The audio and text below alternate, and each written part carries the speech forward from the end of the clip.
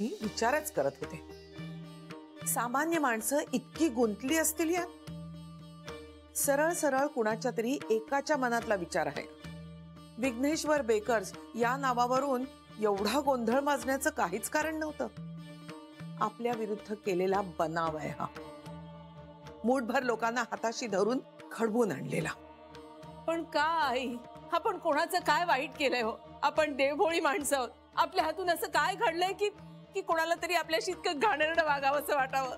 का आणि कशासाठी मला माहित नाही नर्मदा, पण हे सहज आणि स्वाभाविकपणे घडलेलं नव्हतं याबद्दल आता माझी खात्री झालीये. हे घडवून आणलं होतं. पण मग आता ते कुणी हे शोधून काढायचंय. मला परवानगी दे आई. मला माहितीये या सगळ्याचा मोरक्या तो किशोर. त्यालाच वाटतं की एक संस्था उभी केली म्हणजे काही करण्याचा हक्क मिळाला आपल्याला. हा, दाखवतो मी त्याला. तू मला परवानगी दे आई, नाही त्याचा मुर्दा पाडला ना मी तर. आणि काय करशील? म्हणजे मुर्दा पाडल्यानंतर काय करशील? हा, जेलमध्ये जाईन, खडी फोडून आयुष्यभर. चालेल मला. तू जेलमध्ये आयुष्यभर खडी फोडशील आणि तुझी बायको आयुष्यभर स्वतःचं डोकं फोडून घेत राहील. मग काय करायचं आई? मग काय करायचं आपण? अगं त्या लोकांनी आपल्या श्रीला आपल्या डोळ्यात देखत.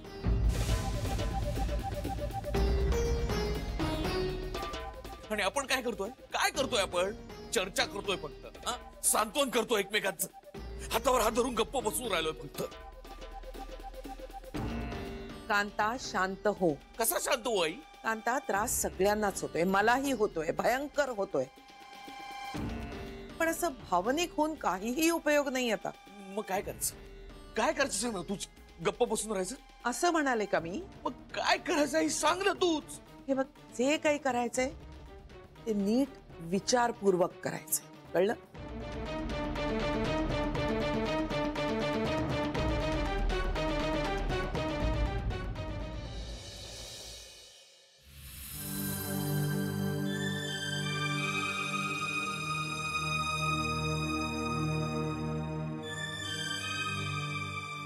श्री, तू कसला विचार करतोयस?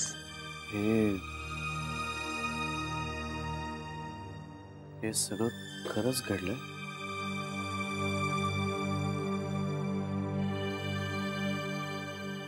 सॉरी.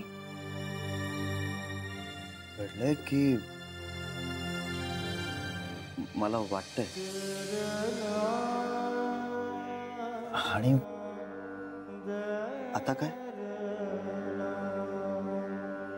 म्हणजे कंपनीतल्या हजारो माणसांचं काय? त्यांना काय उत्तर देऊ? तुला त्यांना काहीच उत्तर नाही द्यावं लागणार श्री. त्यांचं खूप प्रेम आहे तुझ्यावर, विश्वास आहे तुझ्यावर. अजूनही राहील? अर्थात सगळं तसंच्या तसं राहील. सगळं तसंच नाही राहणार. थोडं तरी बदलेल. श्री, तू नको ना रे इतका विचार करूस आत्ता. मी विचारच तर करू शकतो. दुसरं काय माझ्या हातात? आपला हा सगळा समाज ना खूप भावनिक आहे. आता कायद्याबरोबरच ह्या सगळ्या धार्मिक संघटनांचीही परवानगी घ्यावी लागणार कुठलंही काम करण्याआधी. आणि एक काहीतरी काम केल्यानं एखाद्या संघटनेच्या भावना दुखावणार आणि दुसरं काही केलं की दुसऱ्या. म्हणजे आपण काही करायचंच नाही का? ए श्री, तू नको ना इतका विचार करूस, तुला त्रास होईल रे. यापेक्षा जास्त. हे बघ, शांत होतो. शांतच होतो मी. आहे पण हे काळं फासल्यामुळे त्याने आपण लहान होत नाही ना श्री. वाईट तर वाटतच ना. आणि आपण आपल्याला वाटतो तितके खंबीर नसतो अगं. श्री, त्यांनी तोंडाला काळं फासून त्यांच्या कोत्या आणि संकुचित मनाचा दाखला दिलाय. आपण नाही लहान होत त्याने. भाऊ होता तुझा. सावत्र असला तरी भाऊ. आईची समोर उभं राहण्याची हिंमत तरी कशी झाली त्याची. आणि मी बघत राहिलो नुसता याडासारखा. हातपाय गार पडले होते माझे, काहीच सुचत नव्हतं. डोकं सुन्न झालं होतं. मेंदूपर्यंत सगळ्या गोष्टी क्षणभर उशिरा पोहोचत होत्या, सगळ्याच. माझ्या आई आजीला दुखावलेलं मी सहन करणार नाही. ऍटलिस्ट तिची काही चूक नसताना तिच्याकडे कोणी बोट दाखवलेलं मला चालणार नाही. मला नाही आवडणार ते. हे सगळं मला आवडलेलं नाहीये, पटलेलंही नाहीये. पिंट्याचं चुकलंच. असं म्हणून हे सगळं निस्तरे असं नाही वाटत मला.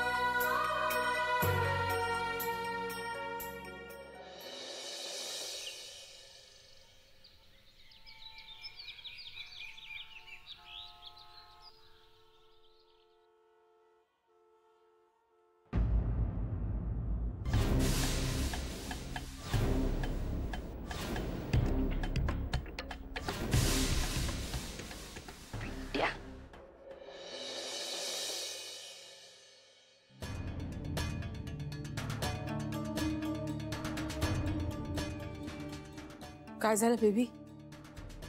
पेपरच्या फ्रंट पेजवर बातमी छापून आली. आता तर पेपरवाल्याकडे पाहिलं मी. ठळक बातमी आणि मोठा फोटो. जान्हवीचा भाऊ आणि आपला श्री. आणि तो आपल्या श्रीच्या तोंडाला कुठल्या जन्मीचं पाप आहे गं त्याची शिक्षा श्रीला मिळतेय. इतका सरळ मार्गी मुलगा आहे माझा, ना कोणाच्या आध्यात ना मध्यात. त्याच्याच बाबतीत हे का व्हावं सांग? अशी विटंबना आपल्याला उघड्या डोळ्यांनी बघायला लागते त्याची.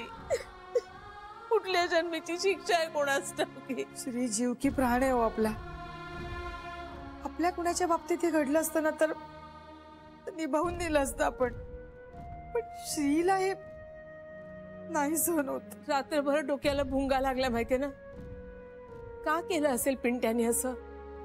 काय कारण असेल? काय कारण असेल बहिणी? पण काहीही कारण असलं तरी कसं हो त्याला माफ करणार आपण? प्लीज हा, माझ्या समोर त्याला माफ बीफ करण्याबद्दल काही बोलूच नकोस तू. मी काही एवढी क्षमाशील वगैरे नाहीये. आणि माझ्या श्रीचा अपमान झालेला मी कधीच सहन करणार नाही. मीही. आता मला असं वाटतंय की का नाही मी सगळ्यांसमोर त्या पिंट्याच्या कानाखाली वाजवल्या. पण बेबी श्री म्हणाला होता ना की शांतपणे सगळ्यांनी. बहिणी, शांतपणे आणि शांबळूपणे यात फरक आहे. पिंट्याचं वागणं कानफटात मारायच्याच लायकीचं होतं. मला असं वाटलं जान्हवी करेल, पण नाही. 4 वेळा नुसतं म्हणाली, केलं काही नाही तिने. हो ना, त्याच वेळी त्याच्या 2 कानाखाली मारले असते ना तर काय हिंमत होती त्याची पुढे येण्याची. पण जान्हवीचा स्वभाव नाहीये ना तो. वहिनी, इथे स्वभावाचा मुद्दाच येत नाही. मुळात अशा वेळी आपण आपल्या नवऱ्याची बाजू नको घ्यायला. नवऱ्यावर प्रेम आहे असं म्हणते ना, मग गेलं कुठे ते प्रेम? आता का दाखील बसली तिची? आणि समोर भाऊच होता ना, का दुसरं कोणी होतं ज्याच्याशी बोलता आलं नसतं? स्वतःच्या भावाला थांबवता आलं नाही तिला?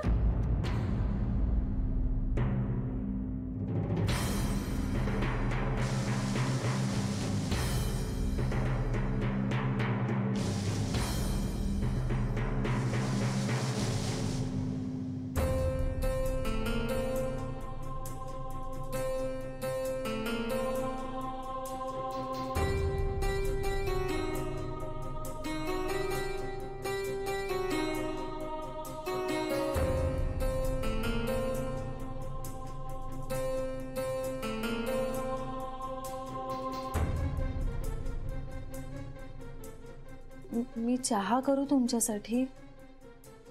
मला नकोय, इच्छाच नाहीये आता.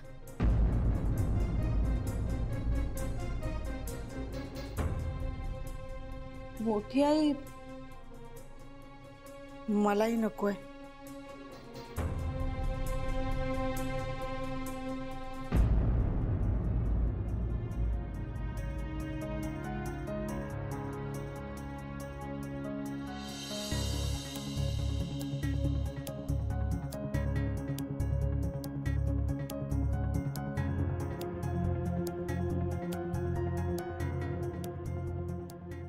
इतकं सगळं होऊन इतकी नॉर्मल कशी वागू शकतेस का जान्हवी तू? जणू काही घडलंच नाहीये असं बोलतेस तू आणि वर सरळ उत्तराची अपेक्षा करतेस आमच्याकडनं. सगळं चुकलंय जान्हवी, विचित्र झालंय सगळं. तुझ्या भावानी असं वागायला नको होतं जान्हवी. त्यांनी फक्त श्रीलाच नाही सगळ्याच नात्यांना काळं फासलं, सगळ्याच.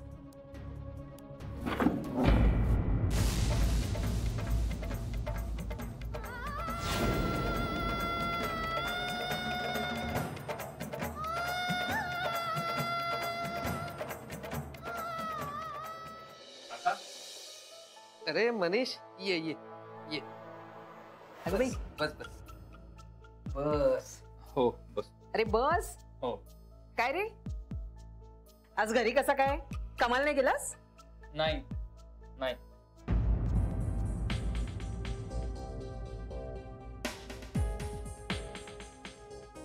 का रे, लग्नाची सुट्टी संपली नाही वाटतं अजून? लग्नाची सुट्टी ती अजून सुरूच नाही झाली. अगं बाई, म्हणजे जावई बापूंनी सुट्टीच दिली नाही की काय तुला? काकू तसं नाहीये. मग श्रीने मला सुट्टी दिली होती, पण आमच्या ऑफिस मध्येच प्रॉब्लेम झालाय.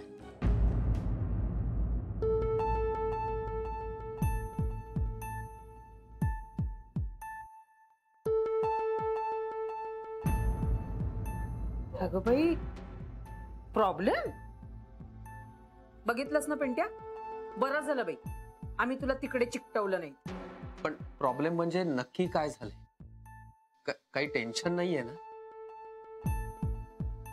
पेपर मध्ये आलीये बातमी काका, पेपर मध्ये आलीये. अरे बापरे. अरे देवा, पेपरात आले? पिंट्या, वाचलास बरं का? अरे आम्ही दुपारनंतर पेपर आणतो ना शेजाऱ्यांचा, त्यामुळे काही वाचनात नाही आलं माझ्या. पण नेमकं काय झालंय? म्हणजे जावई बापू ठीक आहेत ना? काही टेन्शन नाहीये ना? हो का?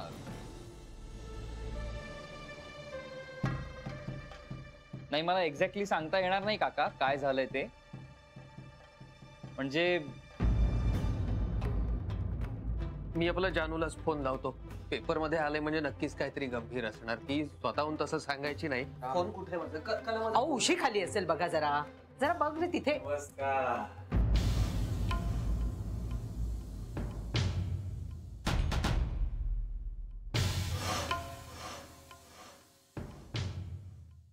नमस्कार. काय मग लेटर साहेब, कुठं आहात? कुठं तुम्ही? नाही, किशोर साहेब कधीपासून कॉल करतायत तुम्हाला? पण तुम्ही काही फोनच उचलत नाही. आता काय साहेबांनी इथे न्यायला यायला पाहिजे तुला? अरे अगं बाई, साहेबांचा निरोप घेऊन आलायत का तुम्ही? आई साहेब नमस्कार. चला, साहेबांनी बोलवलंय तुला. जा जा जा पिंट्या.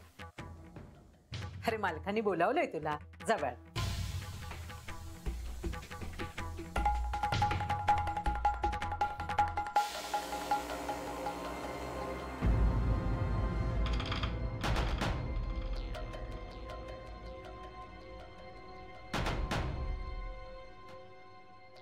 चला चला चला.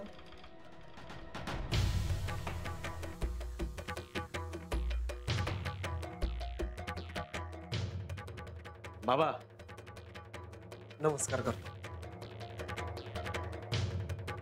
बाबा कसे आहात तुम्ही? पाय बरे आहेत ना तुमचे?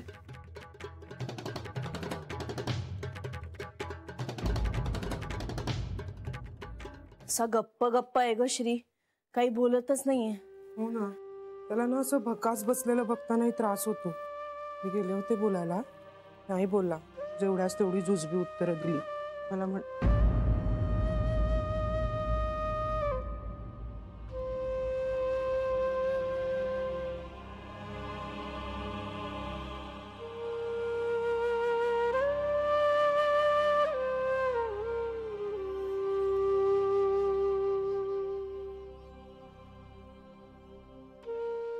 जान्हवी,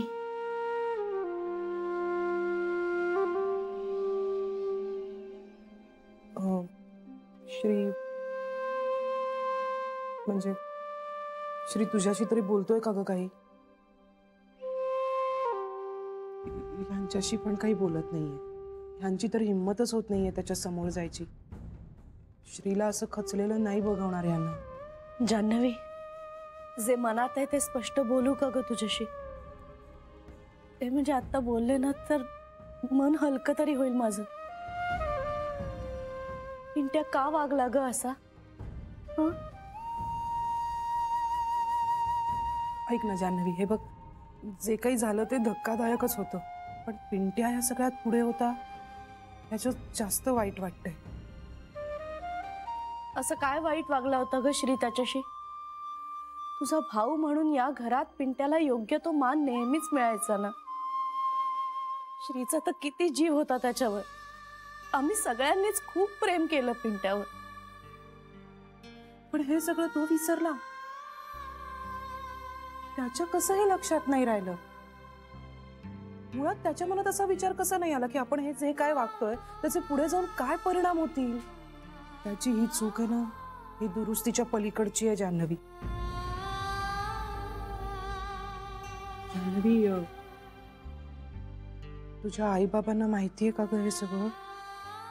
नाही माहिती. म्हणजे बोलणं नाही झालं त्यांच्याशी?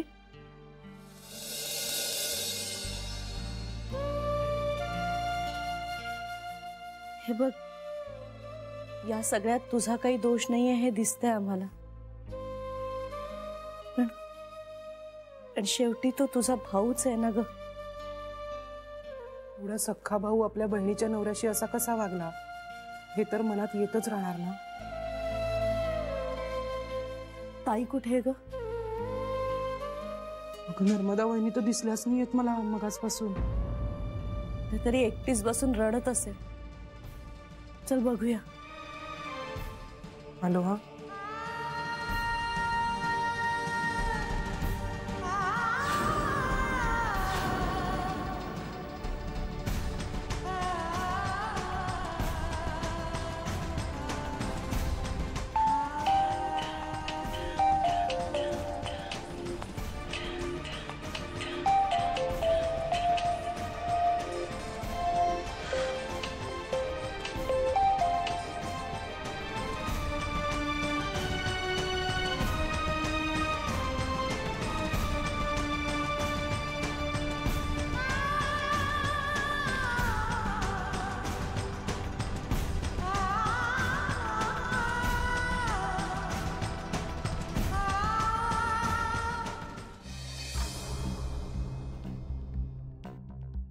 पिंट्याने असं कसं केलं? असं तो स्वतःच्या डोक्याने करूच शकत नाही. माझं मन सांगतंय मला त्याच्यावर कसला तरी दबाव आल्याशिवाय हे करण्याची त्याची हिंमतच होणार नाही. एवढ्या कुठल्या टोकावर पोचला होता तो की त्याला हे करावं लागलं. आपण काय करतोय ह्याचं भान त्याला नक्कीच होतं, पण हे असं करायचंच असं ठरवून आला होता तो. आणि ह्या ठरवण्यामागे भीतीशिवाय दुसरं काहीच असू शकत नाही. कशाला घाबरला तो? का घाबरला तो?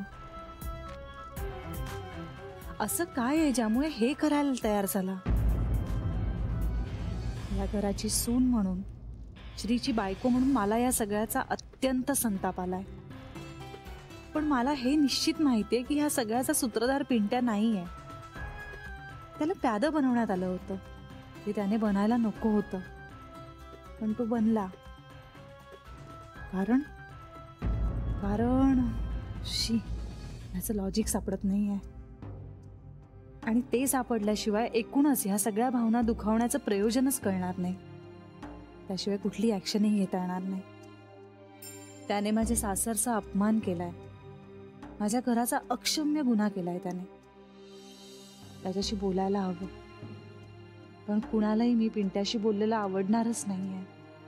काय करू? तरीही मला बोललंच पाहिजे, आणि खोटेपणा न करता बोललं पाहिजे.